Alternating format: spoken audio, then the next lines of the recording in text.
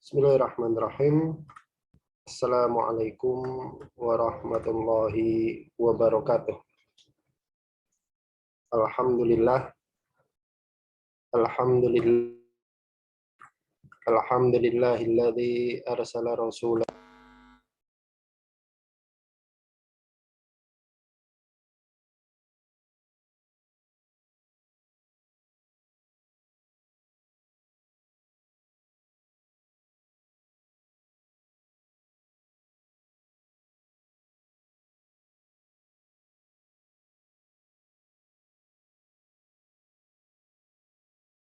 Tes, tes, tes. Oke. Baik. Asyhadu an la ilaha illallah wahdahu la syarikalah wa asyhadu anna Muhammadan abduhu wa rasuluh. Allahumma sholli wa sallim wa barik ala nabiyyina Muhammadin wa ala alihi wa ashabihi wa man tabi'ahum bi ihsanin ila yaumiddin. Allahumma inna nas'aluka 'ilman nafi'a wa rizqan thayyiba wa 'amalan mutaqabbala, amma ba'd. Ayo ikhwah, hafizakumullah. Alhamdulillah, Allah Subhanahu wa taala masih memberikan kepada kita berbagai macam kenikmatan sehingga pada malam hari ini kita bisa kembali melanjutkan pengajian kita, pengajian online ya, dari ngaji ilmiah yang membaca kitab Mukhtasar Minhajul Qasidin yang ditulis oleh Al-Imam Najmuddin Ibnu Qudamah Al-Maqdisi rahimahullahu taala rahmatan wasi'ah. Sebuah kitab yang membahas tentang tazkiyatun nufus. Bagaimana seorang muslim itu menata dan membersihkan jiwa dan hatinya dari berbagai macam kotoran, ya. Baik itu kotoran yang berupa syahwat dan juga kotoran yang berupa syubhat. Baik. Ayo ikhwah hafizakumullah. Ya. Kita masih dalam pembahasan tentang harta. Bahwasanya harta kemarin dikatakan oleh beliau itu tidak tercela secara zatnya. Artinya harta itu sendiri sifatnya dia netral, akan tetapi dia menjadi tercela atau terpuji itu karena faktor luar yang ada pada harta tersebut. Pada pertemuan yang lalu di pekan sebelumnya kita sudah membahas bahwasanya harta itu punya faedah, dan faedahnya itu faedah dunia ya, dan faedah akhirat ya, faedah agama. Kemarin kita sudah mempelajari dan sudah membaca bahwasanya harta itu ada faedah agamanya.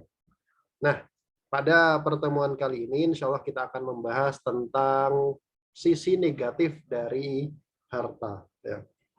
Karena di sini Bismillahirrahmanirrahim. Qala al-musannifu rahimahullahu taala rahmatan wasi'ah wa nafa'ana bihi wa bi ulumihi fi daraini amin.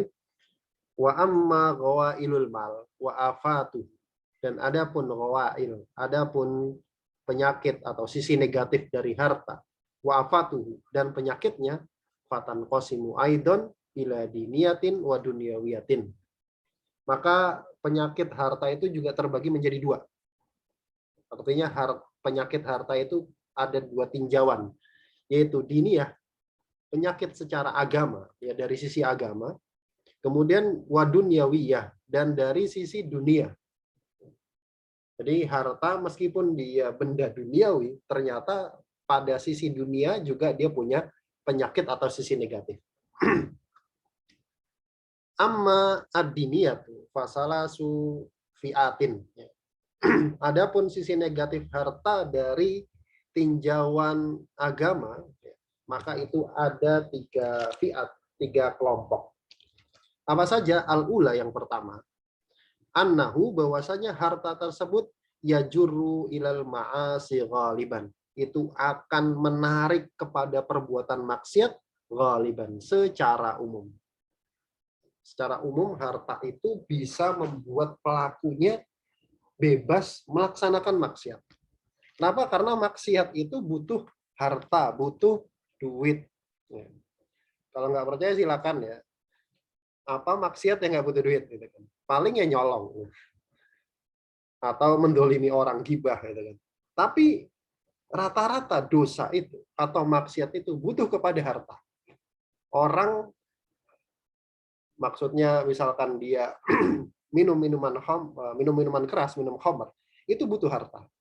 Maka kata beliau, harta itu mayoritasnya ya juru ilal ma'as, menarik kepada kemaksiatan. Li'anna manistash'ara al-qudrata alal maksiati. Karena siapa saja yang istash'ara, merasa al-qudrah, dia punya kemampuan alal maksiati untuk melakukan maksiat, in ba'athat da'iyatuhu ilaiha, maka faktor pendorongnya itu akan muncul.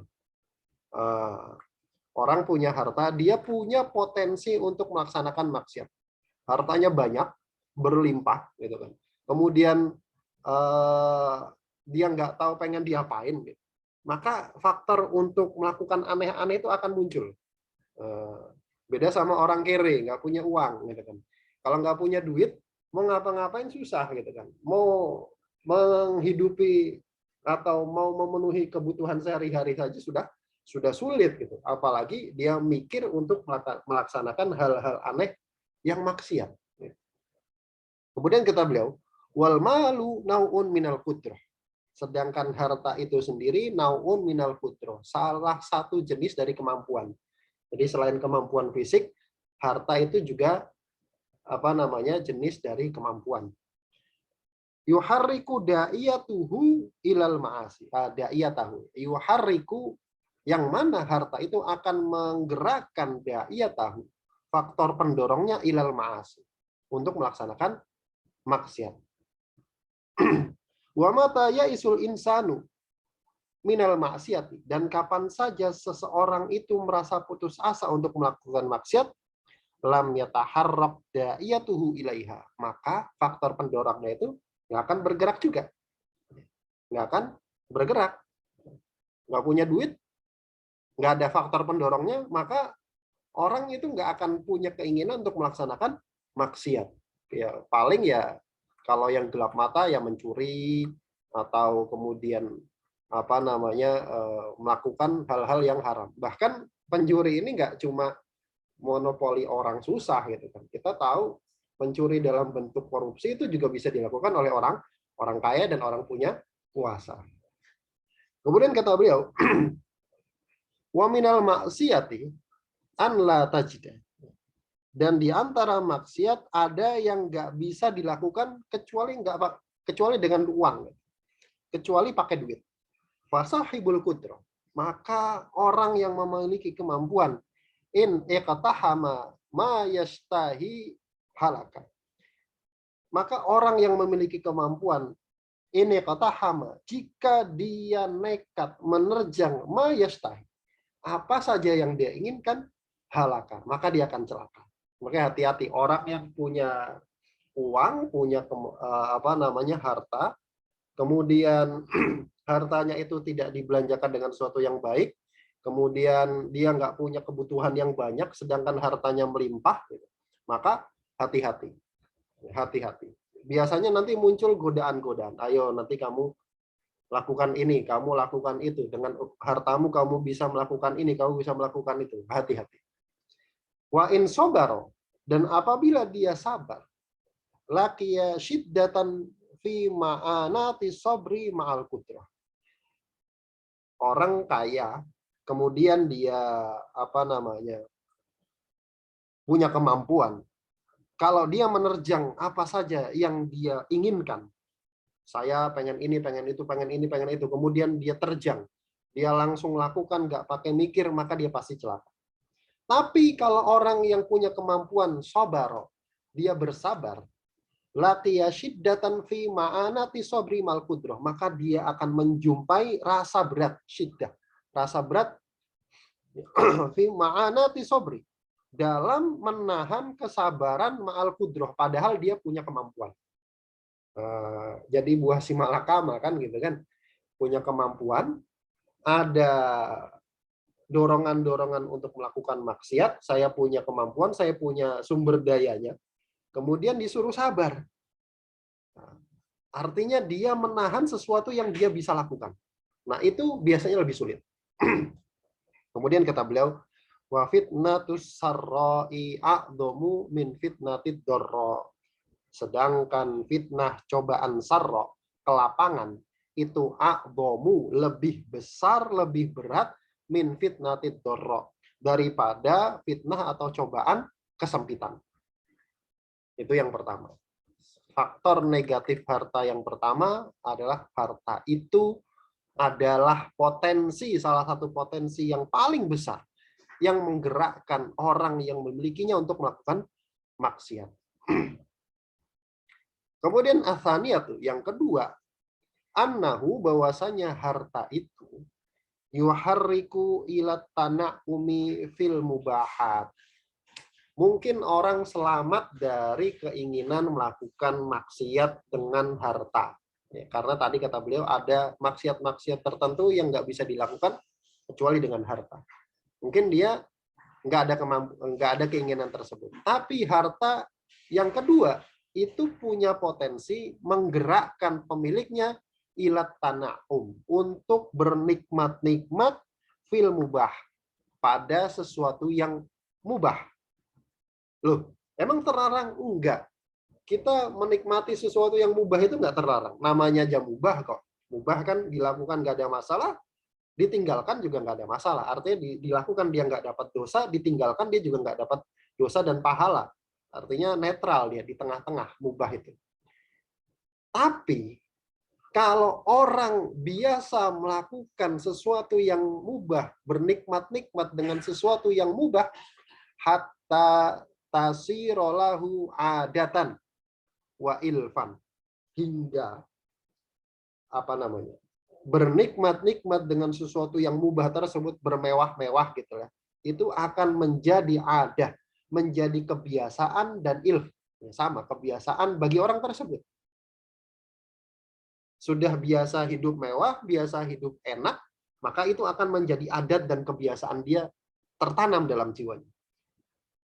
Fala yasbiru anha, dan dia nggak akan bisa sabar kalau nggak dapat sesuatu yang enak tersebut, yang nikmat tersebut. Biasa hidup enak, diajak hidup susah dikit, biasanya nggak bisa. Warubbama, dan bisa jadi lam yaqdir ala istidamatiha illa bikasbin fihi syubhatun.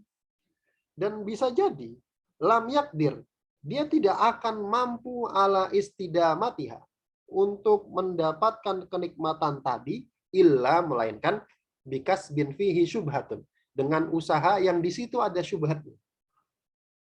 Kalau hidup mewah itu sudah jadi kebiasaan orang, oh dia biasanya makan itu makan makanan yang enak gitu. Dia nggak bisa makan makanan di bawah 500.000 gitu kan. Dia selalu makan makanan yang enak, makanan yang nikmat. Dia selalu tidur di atas ranjang yang enak, harus ber-AC dan seterusnya dan seterusnya. Nah, ketika dia tidak mampu untuk melakukan itu, maka dia akan melakukan usaha apapun meskipun di situ ada syubhat atau bahkan yang haram. Itu. Fayaqtahimus syubhat, maka gara-gara itu dia akan menerjang sesuatu yang syubhat. Syubhat itu belum jelas ya usahanya. Ini usaha saya halal apa haram ya? Pokoknya anggap aja halal. Yang penting kenikmatan duniawi saya terpenuhi gitu kan. Nah, kemudian kata beliau wa yataraqqa ila afatin midal mudahanati wan nifaq. Maka hal tersebut akan naik sedikit demi sedikit dari tadi nerjang-nerjang yang syubhat ila afatin, kepada penyakit minal mudahanah wan nifaq, berupa mudahanah, basa-basi terhadap maksiat, wan nifaq, bahkan bisa mengantarkan kepada sifat kemunafikan. Li'anna man katsura maluhu khalatan nas. Kok bisa menerjang sesuatu yang syubhat, bernikmat-nikmat dengan kenikmatan yang mubah itu bisa mengantarkan kepada mudahanah, sifat basa-basi dalam hal maksiat. Oh ya sudah, itu biasalah itu kan. Itu urusan dia. Dia mau maksiat itu urusan dia. Kita lagi duduk bareng di situ. Kemudian teman kita mabok misalkan, kemudian kita bilang, oh biasa itu, nggak ada masalah. Itu namanya mudahana. Wan nifaq, bahkan sifat kemunafikan. Kenapa?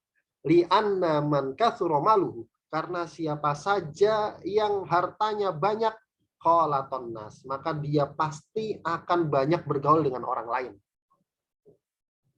Nggak mungkin ada orang hartanya banyak, kecuali itu warisan gitu ya. Kemudian dia di rumah aja nggak punya koneksi, nggak ada usaha apapun gitu kan. Dia usahanya cuma satu atau dua orang aja, nggak mungkin. Orang kaya itu biasanya koneksinya banyak gaulnya sama orang. Maka kata beliau, faida khalatahum, maka apabila seseorang itu banyak bergaul dengan orang lain, lam yaslam min nifaqin wa adawatin wa hasatin wa ghibatin. Maka kalau orang sudah banyak gaul, hati-hati. Biasanya lam yaslam, tidak akan selamat min nifaq, dari sifat kemunafikan.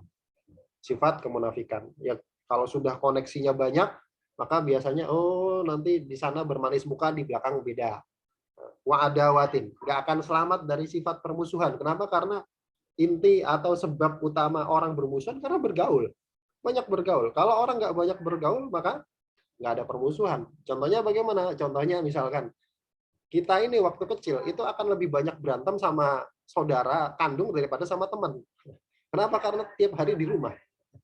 Setiap hari bergaul sama saudara kandung. Ya itu biasa. Kenapa? Karena banyak bergaul. Banyak bergaul itu bisa, atau faktor pendorongnya bisa memberikan dorongan kepada sifat permusuhan. Wahasadin, dan juga banyak bergaul itu akan mendorong kepada sifat hasad. Nggak akan selamat dari hasad. Apalagi dia yang paling kaya. Dia punya usaha, kemudian dia gaul sama teman-temannya gajinya masih 1 digit, dia 2 digit sendiri. Nah, maka itu akan mengantarkan kepada hasad, wa ghibah, dan juga mengantarkan kepada ghibah. Orang banyak gaul biasanya banyak ghibah. Ayo, benar apa enggak? Benar apa benar? Jadi banyak gaul itu biasanya banyak ghibah. Nah, makanya kata beliau, kalau sudah banyak gaul kepada orang lain, maka nggak akan selamat. Biasanya nggak akan selamat dari nifak, dari permusuhan, dari hasad, dan dari ghibah. Kayak benar, orang-orang sekarang itu yang generasi seumuran saya atau yang sudah agak menua, itu biasanya akan memperkecil circle. Memperkecil circle pertemanan. Kenapa? Karena terlalu luas circle pertemanan itu biasanya akan mengantarkan kepada yang seperti ini. Itu sudah dipraktekkan ya sama orang-orang zaman sekarang. Padahal itu tips-tipsnya para salaf gitu. Kemudian kata beliau, wa kullu dzalika minal hajati ila solahil mal. Dan semua itu, banyak gaul, itu adalah kebutuhan untuk mendapatkan banyak harta, islahil mal ya, memperbaiki harta. Orang kalau nggak banyak gaul, maka sulit dia untuk berkembang. Orang kalau nggak punya banyak koneksi, itu sulit untuk berkembang, untuk banyak penghasilan, banyak harta. Orang kaya itu biasanya banyak koneksi, kan gitu. Sedangkan punya banyak koneksi, punya banyak kenalan, banyak gaul, itu akan mengantarkan kepada hal-hal yang tadi. Itu yang kedua. Kemudian kata beliau, asali satu, jenis yang ketiga, penyakit harta yang ketiga ditinjau dari sisi agama, wahiyallati la yanfaqu anha ahadun, yaitu sesuatu yang nggak ada seorang pun yang bisa lepas darinya. Artinya hampir semua orang, bahkan mungkin semua orang itu akan mengalami penyakit yang nomor 3 ini. Apa itu? Wa huwa an yulhiyahu maluhu an dzikrillah. Yaitu hartanya itu akan yulhiyahu, akan membuat dia mulhin. Mulhin itu apa? Lalai. Hartanya itu akan melalaikan dari zikir kepada Allah Subhanahu wa taala. Orang banyak duit itu biasanya akan sedikit zikirnya. Kenapa orang banyak duit? Biasanya banyak urusan. Ngurusin duit ya. Orang sudah banyak urusan itu biasanya waktu untuk ibadah, berzikir itu akan semakin sempit. Wa hadza huwa da'ud al-udol. Dan ini adalah penyakit yang udol, yang kronis, yang parah. Fa inna aslal ibadati dzikrullah ta'ala. Kenapa? Karena inti ibadah itu, intinya adalah zikir kepada Allah. Intinya itu. Intinya ingat kepada Allah. Bukan berarti kemudian, oh karena intinya zikir kepada Allah, kita nggak usah sholat. Kita zikir aja, yang penting eling, yang penting ingat. Nah, itu malah kafir. Jadi, di dalam sholat itu kan kita berzikir kepada Allah, bertafakur kepada Allah, mengingat Allah. Nah, maka semua ibadah itu intinya zikrullah. Intinya zikrullah. Wa tafkiru fi jalalihi wa 'azamatihi, dan bertafakur terhadap keagungan dan kemuliaan Allah Subhanahu wa taala. Itu inti semua ibadah. Wa dzalika yastad'i qalban farighan, dan itu zikrullah, tafakur terhadap keagungan dan kemuliaan Allah, itu yastadai, menuntut, butuh kepada qalban farighan, hati yang farig, yang kosong, yang konsen. Kalau hatinya sudah penuh dengan kesibukan, itu akan sulit untuk melakukan hal tersebut. Kemudian beliau memberikan contoh bagaimana kesibukan itu bisa membuat orang itu lalai dari ibadah. Contoh yang pertama, wasahibud doi'ah, orang atau pemilik doi'ah, pemilik tanah, pemilik sawah, pemilik ladang. Yumsi wa yusbihu mutafakkiran fi husumatil fallahin. Yumsi wa yusbih, tiap pagi, tiap sore, tiap hari dia akan mutafakkiran. Orang yang punya punya ladang, pemilik lahan gitu ya. Pemilik lahan, dia akan mutafakir. Dia akan tiap hari, pagi sore, dia terus akan berpikir fi husumatil fallah, dalam tuntutan atau perlawanan para petani.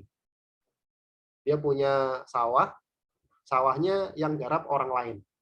Sawahnya yang garap orang lain. Biasanya meskipun punya sawah, itu pikirannya itu akan habis.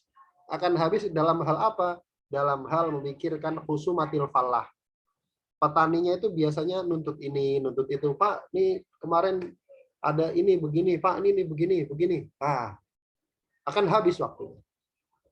Wa muhasabatihim, dan bermuhasabah, perhitungan gitu ya, terhadap para pegawainya, para petaninya. Wa khianatihim, dan juga sibuk terhadap sikap khianat pegawainya. Yang pengusaha mesti pernah tahu, atau bahkan yang pernah kerja sama orang, itu biasanya akan diceritain. Oh, dulu pegawai saya ada yang begini. Oh, dulu pekerja saya ada yang begini. Mesti ada aja yang khianat, ada aja yang berbuat nggak benar gitu kan. Uangnya dibawa lari, kemudian kerjanya nggak benar, kerjanya harusnya jam segini, dia masuknya jam segini, ya pokoknya khianat. Nah, pemilik usaha, pemilik ladang itu dia akan habis waktunya dalam memikirkan hal-hal tersebut. Kemudian kata beliau, wa yatafakkaru fi munazaati syurakaihi fil hududi wal ma. Dan juga tiap pagi dan tiap sore itu dia akan berpikir. Waktunya, pikirannya akan habis fi munazaati syurakaihi, dalam hal munazaah. Munazaah itu ribut gitu dengan syuraka, dengan serikatnya, dengan rekannya. Kadang orang punya harta, punya usaha, punya ladang, itu kan nggak sendirian, kadang join. Oh, saya sama tetangga, atau saya sama fulan kemudian join beli tanah, atau saya sama fulan join bikin usaha gitu. Kemudian usaha itu dikerjakan oleh orang lain. Ladang itu digarap oleh orang lain. Nah, itu akan terjadi munazaat, akan terjadi keributan terhadap rekannya fil hudud wal ma, dalam hal batas tanah dan sumber air. Misalnya tetangganya punya lahan juga di sebelah sawahnya. Oh, sawah itu bukan punya saya, punya tetangga saya. Itu biasanya batasnya itu akan diributkan. Batasnya itu akan diributkan. Bahkan bisa pacul-paculan itu. Bisa paculan kalau maksudnya orangnya yang dipacul gitu. Kalau enggak benar-benar pintar dalam mengelola konflik begitu ya. Nah, begitu juga terhadap sumber air, pengairan gitu kan. Ini ladang siapa yang harusnya dapat air sekian dan sekian. Kamu airnya jangan ditahan di tempatmu dong. Tempat saya nggak kebagian air. Nah, pasti akan ribut seperti itu. Itu baru pemilik tanah, pemilik ladang. Kemudian wa'awani sultan fil kharaj wal ujara alat taksir fil umarati wa nahwi dzalik. Wa sultan, begitu juga para pegawai pemerintahan. Sultan itu ya kekuasaan penguasa gitu ya. Orang yang memiliki kuasa itu juga waktunya akan habis dalam berpikir memikirkan fil kharaj, tentang kharaj, pajak atau upeti. Oh ini tempatnya Simpulan kemarin ini belum bayar pajak nih. Gimana caranya biar dia bayar pajak? Ah gitu. Wal ujaro, dan ujaro. Ujaro itu apa ya? Pelayanan alat taksir atas pelanggaran kekurangan fil umarat dalam bangunan dan yang semisal. Ada orang bangun ini, bangun itu digusur gitu kan. Kok Pak, kemarin itu ada orang bangun, dia pegawai pemerintah, misalkan wali kota atau gubernur gitu kan, atau camat. Pak, kemarin di sana ada yang bangun rumah-rumah bedeng gitu kan, di pinggir kali. Itu bagaimana itu? Itu akan menghabiskan waktunya. Menghabiskan waktunya. Begitu juga wasahibu tijarah. Orang yang memiliki harta dagangan, artinya pedagang itu. Yumsi wa yusbihu mutafakkiran fi khiyanati syarikihi. Waktunya pagi sore itu akan habis memikirkan khianat rekan kerjanya. Apalagi kalau udah urusan dagang gitu kan. Saya beberapa kali dicurhati orang, dicurhati pengusaha yang dikhianati sama rekan kerjanya, rekan dagangnya. Kadang Gojek, ini saya kemarin ngegojek, sebelumnya saya punya usaha, Pak. Usahanya apa nih, begini-begini, tapi uangnya dibawa kabur teman saya, padahal teman. Kemudian wataksirihi fil amal, juga memikirkan kurangnya rekan kerjanya dalam bekerja, dalam beramal. Amal itu kerja. Watadayuihi almal, dan juga menyia-nyiakan modal. Usaha bareng, kamu ntar ini begini, kemudian sama dia modalnya dibikin aneh-aneh, dibelanjakan yang aneh-aneh. Nah, itu pokoknya sudah pastilah, pasti akan nemui gitu ya, orang-orang yang usaha, orang-orang yang dagang. Semuanya akan punya pikiran, dan pikirannya akan habis terhadap hal tersebut. Wa kadza sairu asnafil mal, demikian juga semua golongan yang memiliki harta. Hatta sahibil mali al-majmu' al-maknuz, hingga orang yang memiliki harta al-majmu', yang dikumpulkan, al-magnus, yang disimpan. Orang kaya tapi dia kayanya gara-gara warisan misalnya. Dia nggak usaha macam-macam. Dia dapat dari warisan bapaknya. Kemudian disimpan di satu tempat. Dia pasti juga akan berpikir, pikirannya akan habis terhadap hal tersebut. Dalam apa? Yufakiru fi kaifiyati hifdhihi. Akan habis waktunya untuk memikirkan bagaimana cara nyimpennya. Saya dapat warisan misalkan 1 triliun gitu. 500 miliar, 700 miliar. Ini mau saya simpan di mana nih? Wa fil khaufi alaih. Kemudian dia juga takut. Ini saya dapat uang segini nih, takut dicolong, pokoknya takut macam-macam lah. Orang yang punya duit biasanya ketakutannya meningkat gitu ya. Maka kata beliau, waman lahu kutu yaumin biyaumin. Maka siapa saja yang punya kutu yaumin biyaumin, makanan pokok untuk dimakan hari demi hari, fahuwa fi salamatin min jami'i dzalik, maka dia bisa selamat dari hal itu semua. Artinya orang itu sebenarnya dia cukup punya makanan pokok, kemudian pakaian, kemudian tempat tinggal. Itu sudah sangat-sangat cukup.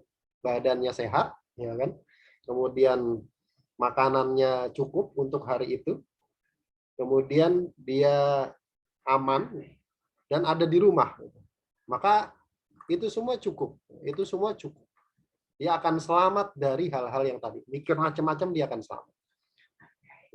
Wa hadza siwa ma yuqasihi arbabul amwali fid dunya. Dan itu semua selain atau belum termasuk ma yuqasihi, hal-hal yang harus dipikul oleh arbabul amwal, pemilik harta fid dunya, di dunia.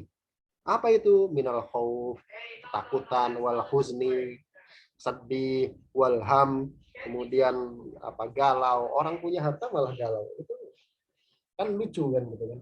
Ya memang ada yang seperti itu ya. Punya harta tapi malah tambah sedih, tambah galau, tambah takut. Wah, ini bagaimana? Dipikirkan segala macam ya. Wal az wal ghammi wat ta'ab. Gham, tertekan, wa ta'ab, dan juga capek. Capek, orang punya harta capek. Yang nggak punya duit ya juga capek kan. Nah, tapi makanya kata beliau, harta itu secara asal dia tidak terpuji dan tidak tercela. Dia tercela karena faktor luar dan dia terpuji karena faktor luar. Maka seorang muslim itu nggak ada masalah dia punya harta banyak, nggak ada masalah. Seorang muslim itu dia kaya itu juga bukan problem, ya, bukan sesuatu yang terlarang, bukan aib. Jangan sampai punya pikiran, oh ya sudah saya kemudian jadi orang kere aja, enggak. Karena punya harta itu bukan sesuatu yang tercela. Tercelanya itu karena faktor yang lain dari tadi. Maka kata beliau, faidan, maka kalau begitu tiryakul mal, ya, apa namanya, penawar racun harta itu akhdul quti minhu, itu mengambil yang butuh saja, yang dia butuhkan saja. Loh, kok tadi katanya nggak apa-apa, dia kaya. Wasarful baki, sedangkan yang lain gitu, dia buat makan, buat minum, buat tempat tinggal, buat baju gitu kan, atau untuk kesehatan ya sudah. Sisanya bagaimana? Dia misalkan masih punya sisa 30 juta gitu kan. Wasarful baki ilai khairat, maka sisanya dia tasarrufkan, dia apa namanya, dia belanjakan, dia berikan untuk hal-hal yang baik, untuk kebaikan. Ya, kemarin ya, orang yang punya harta saja yang kemudian dia bisa beramal. Beramal dalam arti dia bersedekah, kemudian dia apa namanya kemarin berkhidmat, dia bisa nyewa orang, dia bisa nyewa fasilitas yang nggak dimiliki oleh orang lain yang nggak punya harta. Orang punya harta dia bisa nyewa pembantu untuk membersihkan rumahnya. Orang yang nggak punya duit, dia nggak punya apa namanya, nggak punya uang, nggak punya kemampuan untuk menyewa pembantu membersihkan rumahnya. Dia kemudian harus membersihkan rumahnya sendiri. Nah, orang yang sudah menyewa pembantu untuk membersihkan rumahnya, dia punya waktu lebih untuk ibadah. Nah, begitu. Dia punya waktu lebih untuk ibadah. Jadi ada sisi negatif dan sisi positifnya. Kalau sudah punya harta yang banyak, maka sisanya dia bisa tasarufkan, dia bisa poskan, dia bisa belanjakan untuk hal-hal yang baik kayak tadi. Dia misalkan punya harta, ya sudah saya sewa pembantu, sewa supir, sewa tukang kebun misalkan untuk membersihkan rumah saya. Sewa tukang cuci untuk membersihkan rumah saya. Ya. Selain itu bisa memberikan lapangan pekerjaan kepada orang lain, dia bisa fokus untuk melakukan ibadah-ibadah yang lain. Wa ma ada dzalika sumumun wa afatun. Sedangkan selain itu, harta berupa sumum, berupa racun, wa afat, dan juga penyakit. Bentar, saya lihat jam dulu ya. Jam berapa kita isya? Ya, kita tambah sedikit lagi, masih ada 5 menit sebelum masuk waktu isya. Tsumma qala al-musannif rahimahullah bayanu dhammil hirs wa tam'i wa madhil wa madhil qanaati wal ya'si. Ini adalah sebuah pasal yang menjelaskan tentang dhammil hirs, tercelanya hirs, ambisi, ambisius untuk mendapatkan harta. Wa tama, ya, toma itu tamak ya, jadi bahasa Indonesia toma itu tamak. Wa madhil qanaah, dan pujian terhadap sifat qanaah wal ya'si, dan ya'isu itu sebenarnya kalau diterjemahkan secara letterlek artinya putus asa, nggak peduli. Nggak peduli terhadap apa? Terhadap apa yang ada pada orang lain maksudnya. Jadi orang lain, tetangga punya Avanza, ya dia biasa aja. Tetangga punya misalkan kemudian punya Pajero gitu, dia biasa aja. Tetangga rumahnya di tingkat, ya dia tingkat ke bawah gitu kan. Nggak usah tingkat ke atas, tingkat ke bawah gitu kan. Ya pokoknya nggak peduli ya. Orang mau punya harta apa, mau punya eh, dikasih oleh Allah rezeki apa, dia nggak peduli. Yang penting saya dapatnya apa, disyukuri ya gitu. Kemudian kata beliau, wa'lam, ketahuilah, annal faqra mahmudun, bahwasanya sifat fakir itu sebenarnya mahmud, ada sisi terpujinya. Bukan berarti kemudian antum jadi orang miskin, enggak. Tapi nanti kita lihat maksudnya bagaimana. Walakin akan tetapi yan bagi lil fakir, hendaknya bagi orang yang fakir itu an yakuna qani'an, dia qanaah. Nah, ini baru terpuji. Kalau nggak qanaah maka tetap nggak terpuji. Jadi yang namanya hal-hal yang seperti ini itu harus benar-benar pinter dalam mengelolanya ya. Jangan kemudian habis ngaji ini kemudian jadi nggak ada yang pengen kerja gitu. Ya sudah, saya jadi orang zuhud aja lah gitu, jadi orang fakir. Enggak. Antum jangan salah persepsi, jangan salah persepsi. Itu semuanya permasalahan mengelola hati. Kemudian kata beliau, wa munqati'ut tama'i anil khalqi, dan hendaknya seorang yang fakir itu kalau Allah kasih dia kefakiran itu munqati'at tama', dia memutus rasa tamak anil khalq, dari orang lain. Ya, nggak harus fakir aja ya, semua juga dia harus memutus rasa tamak, pengenan dari orang lain. Orang lain punya ini dia pengen, orang lain punya ini dia pengen. Nah itu namanya apa? Pengenan. Ghaira multafitin ila ma fi aidihim, dan ghaira multafitin, tidak melirik kepada apa yang ada di tangan orang lain. Orang lain punya apa ya dia nggak lirik. Ya sudah, itu punya orang lain. Itu Allah kasih ke dia. Adapun punya saya punyanya ini disyukuri. Orang punya Pajero, saya punya Ferrari gitu kan, ya sudah disyukuri. Ya, misalkan begitu. Kemudian kata beliau, wala harisin alaktisa bil mali kaifakana. Dan juga tidak haris, tidak berambisi alaktisa bil mal, untuk mengumpulkan harta kaifakana, bagaimanapun caranya. Nah, ini juga tercela. Tetangganya habis beli Ferrari misalkan, kemudian dia gimana caranya juga punya Ferrari minimal 5. Mau bagaimana caranya, duitnya dari mana, yang penting saya dapat dulu. Itu juga tercela. Wala yumkinuhu dzalika, dan hal tersebut nggak akan memungkinkan dilakukan. Ya nggak apa tadi, kona, dia bersikap qanaah, terus sifat tamak dari apa yang dipunya orang lain, kemudian nggak ngelirik apa yang dimiliki orang lain, nggak sangat berambisi untuk mendapatkan harta bagaimanapun caranya meskipun menerjang yang haram. Itu semua nggak akan bisa dilakukan illa, melainkan bi an yakna'a bi qadri darurati minal mat'ami wal malbas, kecuali dengan bersifat qanaah, punya sifat qanaah itu merasa cukup bi qadri darurah, dengan kadar yang dibutuhkan saja, minal mat'am wal malbas, dari makanan dan pakaian. Makanan itu dulu kalau kata sebagian guru-guru kami, itu rasanya cuma sampai tenggorokan. Rasa itu cuma sampai tenggorokan. Begitu masuk ke perut rasanya sama. Benar nggak? Benar. Rasa itu cuma di lidah, di mulut. Oh, saya makan ini, makan enak, makan itu. Begitu masuk ke perut rasanya sama, sampai keluar lagi. Nanti rasanya sama. Nggak ada beda. Nggak ada beda. Begitu juga baju. Baju malbas gitu. Mungkin, oh kan ini kualitasnya bagus segala. Iya, sejauh-jauhnya perbedaan itu nggak akan bikin orang yang pakai baju 100 juta sama pakai baju 100.000, itu kemudian yang pakai baju 100 juta dia kebal peluru misalkan, atau apa namanya nggak bau gitu, sedangkan yang baju 100.000 itu bau. Sama, dipakai 3 hari sama-sama bau, Pak. Jadi apa namanya, ini namanya sifat qanaah. Baik. Seharusnya seorang muslim itu seperti itu. Jadi dia bersikap qanaah terhadap hartanya. Jadi bukan kemudian jadi orang yang fakir, dia harus miskin gitu, enggak. Tapi yang penting dia qanaah, dia merasa cukup.